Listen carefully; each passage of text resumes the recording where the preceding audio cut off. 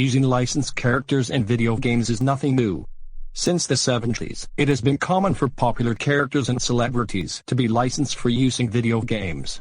Official movie tie-ins and celebrity-endorsed video games are almost as old as the gaming industry itself. That said, a few companies did not receive the proper go-ahead to include popular characters from pop culture into their video games.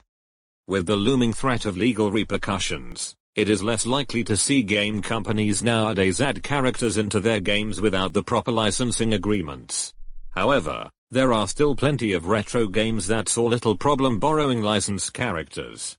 Number 10. The Shinobi series lets you fight both Spider-Man and Bagman. Shinobi and its sequel, The Revenge of Shinobi, are both guilty of borrowing popular characters. In Shinobi, there are enemies that look suspiciously like Spider-Man. In the sequel, there is a boss that is unmistakably Spider-Man. Even more bold is the fact that the Spider-Man boss transforms into none other than Bagman. As if taking two popular superheroes wasn't enough, a Godzilla ripoff shows up as another boss and Rambo lookalikes show up as enemies. At one point, Sega did have the license to use Spider-Man, but that did not stop all 4 stolen licensed characters from being reassigned in future releases of The Revenge of Shinobi to avoid any copyright infringement. Number 9. In Metal Gear 2, Solid Snake looks just like Mel Gibson. Before Metal Gear Solid gave the characters their iconic looks, the original Metal Gear drew a little too much inspiration from celebrities. In the MSX2 version of Metal Gear 2, Solid Snake, character portraits were clearly taken from photographs of celebrities, many of which are stills from actual movies. For example, Solid Snake's portrait comes from Mel Gibson in Lethal Weapon. Meanwhile, Big Boss portrait comes from Sean Connery in The Hunt for Red October. Perhaps the most bizarre is Dr. Madner's portrait being taken from a photograph of Albert Einstein. Number 8. The main character of Dynamite Cop is basically John McClane. Dynamite Deca is in a unique spot when it comes to using licensed characters. Outside of Japan, the game was released as Die Hard Arcade and was an officially licensed adaptation of the Die Hard movie. However, Sega was not able to secure the license in Japan and instead made their own original characters, including Bruno Dellinger, who bears more than a passing resemblance to Die Hard's John McClane. The Dynamite Deca series continued with Dynamite Cop, this time completely dropping the Die Hard license. Bruno Dellinger went on to appear in several other games, such as The House of the Dead 2 and Project X Zone, still looking a lot like Bruce Willis in Die Hard. Number 7. Jungle King is a Tarzan game in all-word name. Jungle King is a 1982 arcade game from Taito where players must navigate the jungle as a Tarzan-inspired character in a loincloth. In fact, Jungle King starts off by playing a soundbite of the iconic Tarzan yell before players must swing across the jungle on vines. Taito faced legal action from the estate of Tarzan's creator, Edgar Rice Burroughs.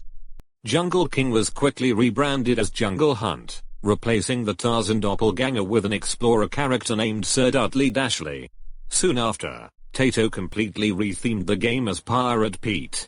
Gameplay remained the same, but the jungle imagery was swapped out for pirate imagery.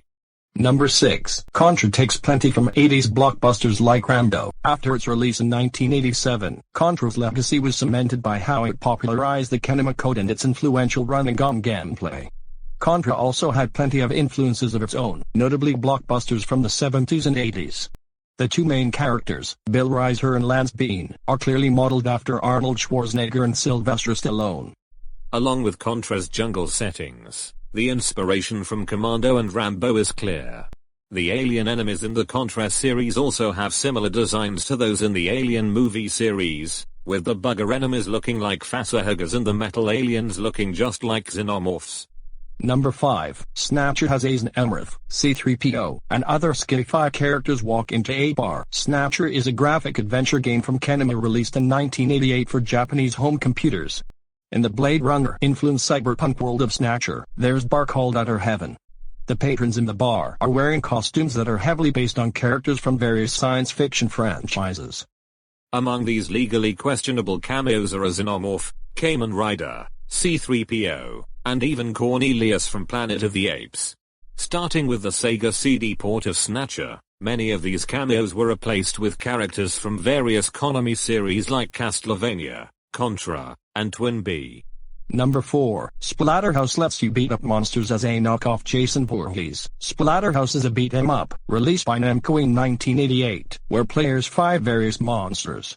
Many aspects of Splatterhouse draw inspiration from horror media, with the most obvious being its main character.